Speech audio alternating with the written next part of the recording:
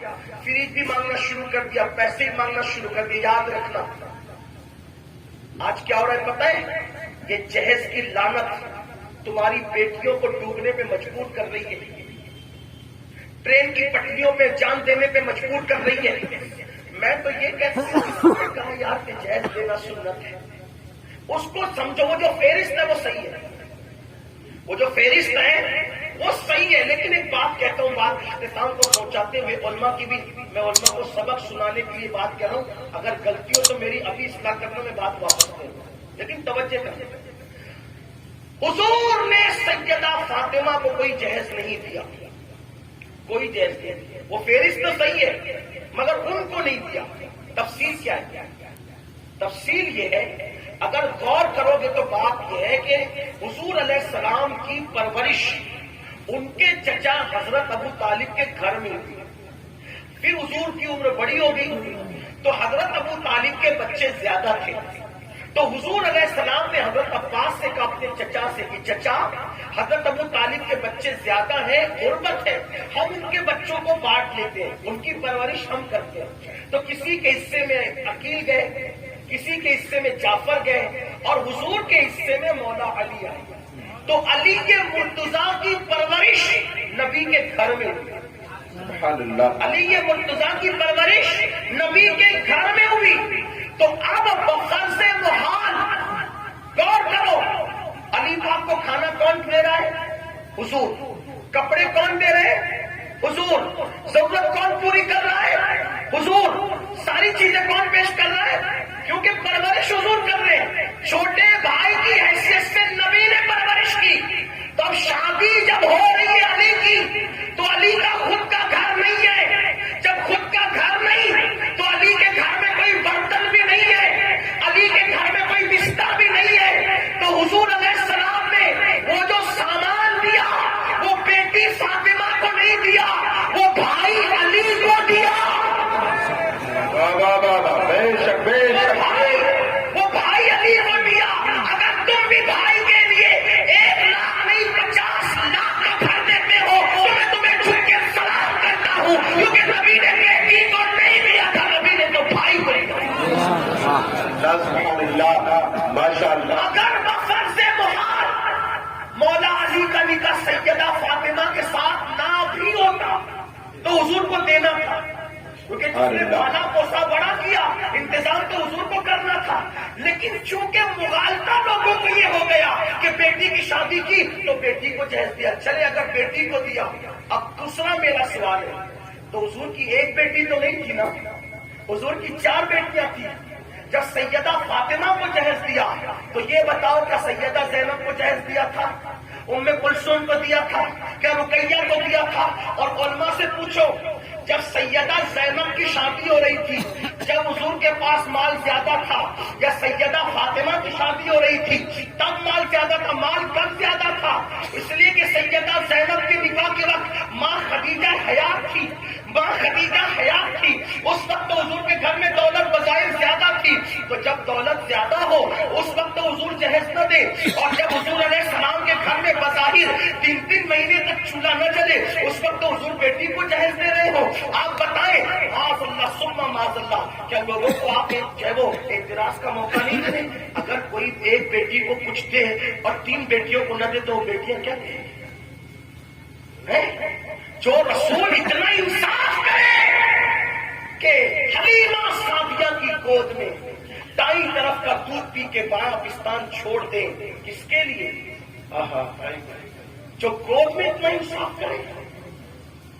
ارے انصاف تو رہ گیا نیچے، اس سے اوپر کی بات کی حضور نے. انصاف کرتے برابر برابر بانٹنے کو، لیکن نبی نے دایاں لیا بایاں نہیں لیا.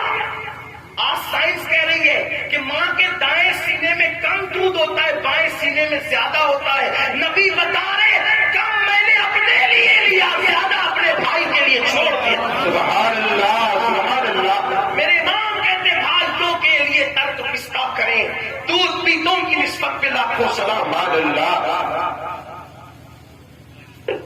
تو سرکار نے بیٹی کو نہیں دیا، کس کو دیا؟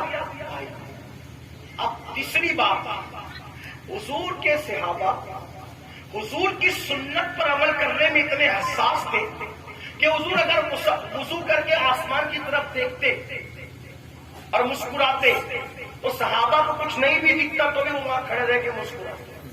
کسی نے پوچھا یہاں کیوں مسکرا رہے ہو؟ کہا مجھے تو کچھ نہیں پتا کیوں، میرے محبوب نے یہاں کھڑے ہو کے مسکرایا تو میں بھی مسکرایا. اتنے پابند تھے سنتوں کے. ایک بار رسول اللہ کا امامے کا شملہ درخت سے الجھ گیا اور کسی کا نہیں الجھا تو وہ خود سے الجھانے لگے. الجھ گیا تو مسکرا رہے. کہیے کیا؟ تو کہا حضور کا امامے کا شملہ یہاں الجھا تھا تو میں بھی الجھا کے اس ادائے مصطفیٰ کو ادا کرتا ہوں. سبحان اللہ. نبی نے کہاں مسکرایا، وہاں سے آدھا مسکرائے. نبی کے امامے کا شملہ الجھ گیا، نہیں الجھا تو الجھایا. اب بتاؤ کیا صحابہ کو نہیں پتا تھا جو فاطمہ الزہرا کے نکاح میں شریک ہوئے تھے کہ حضور نے بیٹی کو جہیز دیا؟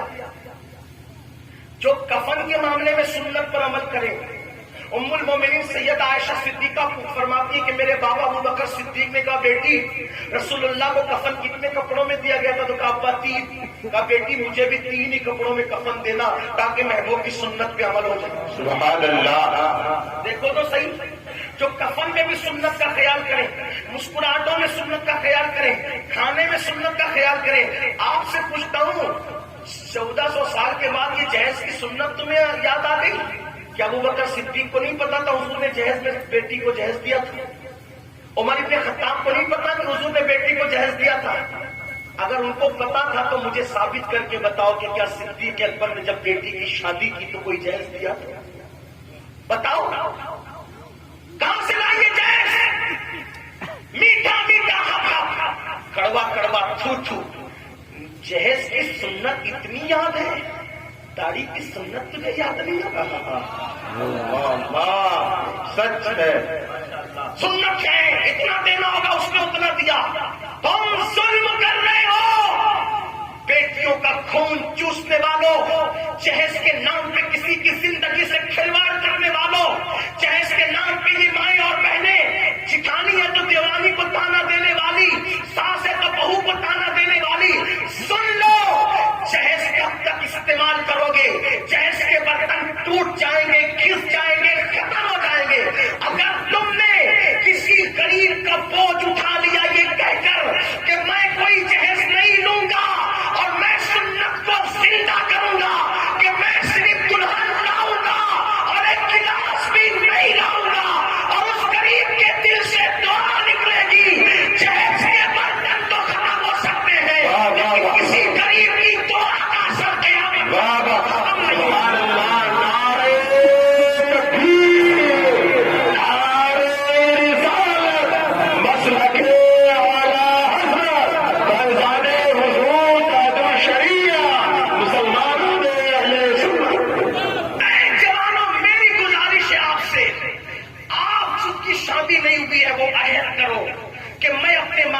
مجبور کروں گا اس بات پہ، ان کو بناؤں گا، بٹاؤں گا، پھسلاؤں گا، پیار سے ان کے قدم پکڑ کے کہوں گا کہ ہم اپنے قریے میں، اپنی بستی میں، اپنے شہر میں ایسی شادی کریں گے کہ صرف دلہن لائیں گے، ہم جہیز نہیں لیں گے.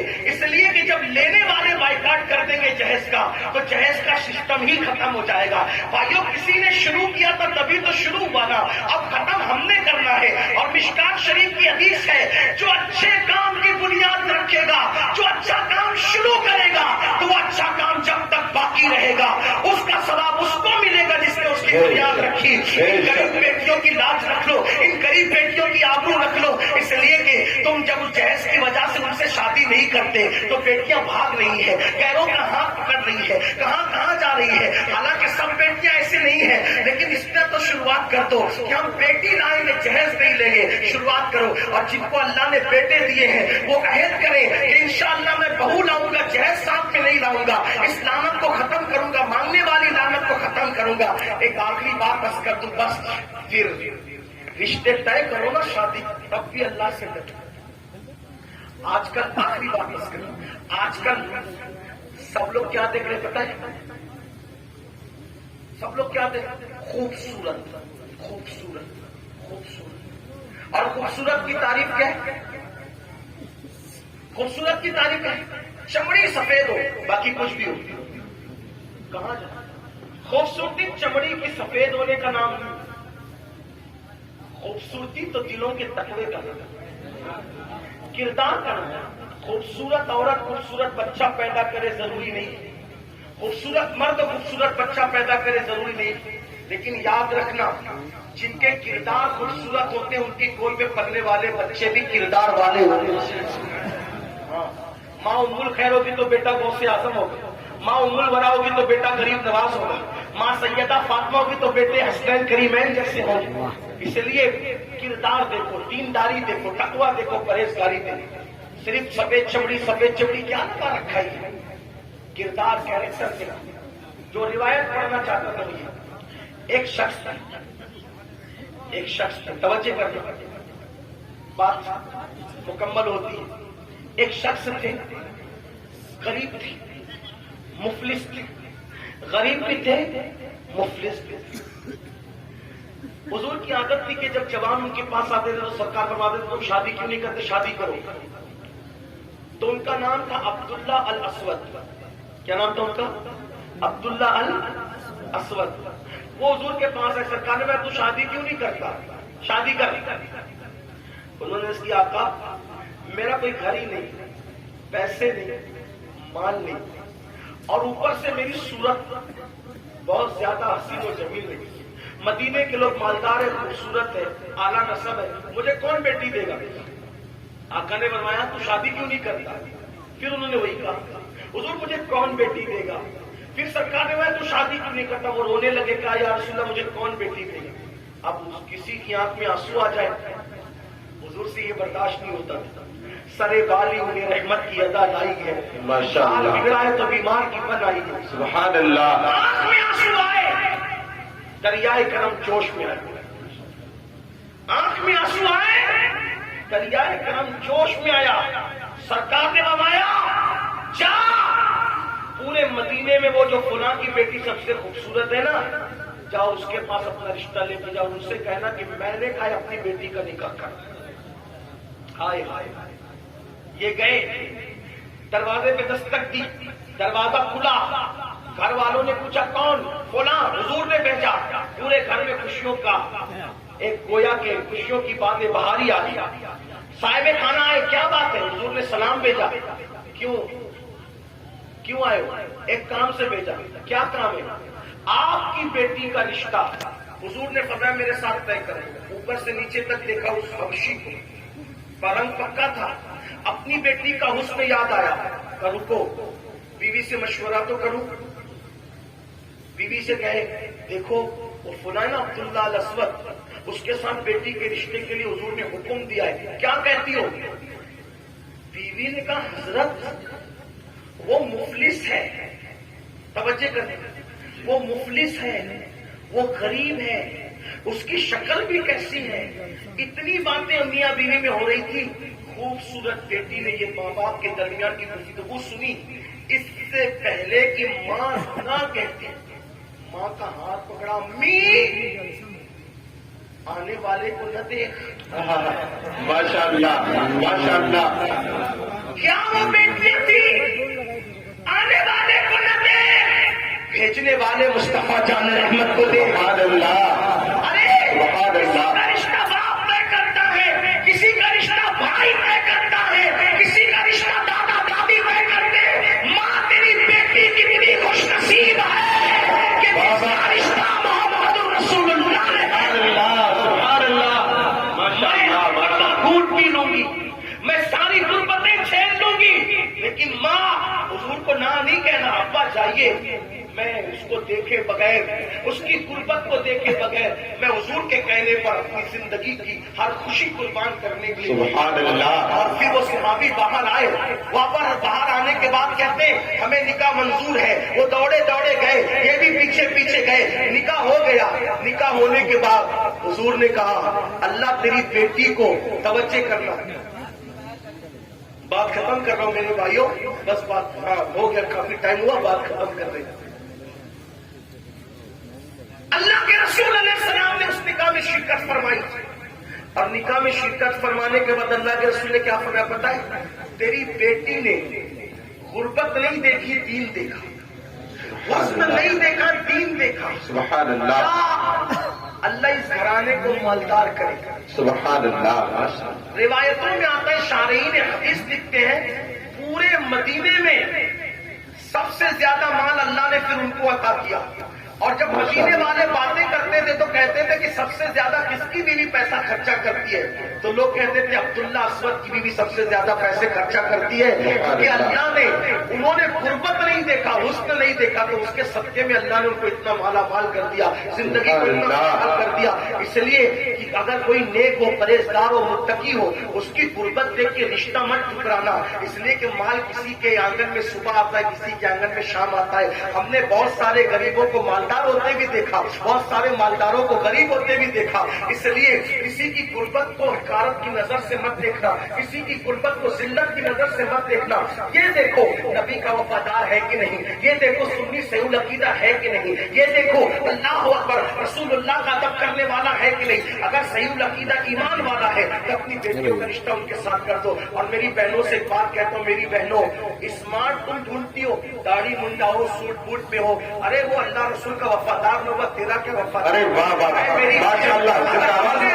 اپنے لیے کسی کو منتخب کرنا ہے تو اس کو منتخب کر جس کے دل میں اللہ کا خوف ہے، اللہ کی خشیت ہے. میں یہ نہیں کہتا کہ ہر داڑھی منڈانے والا اللہ رسول کا بے وفا ہے، ایسا نہیں کہتا.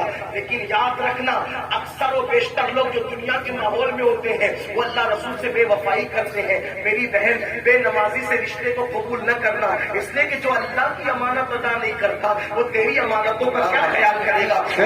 یہ امید ہے نکاح کرتے وقت بھی اللہ سے ڈرو، نکاح سے پہلے بھی اللہ سے ڈرو، نکاح کے بعد بھی اللہ سے ڈرو. اللہ ہم سب کو توفیق عطا فرمائے. گفتگو کے درمیان اگر کوئی غلطی ہو گئی تو اللہ تعالیٰ معاف فرمائے.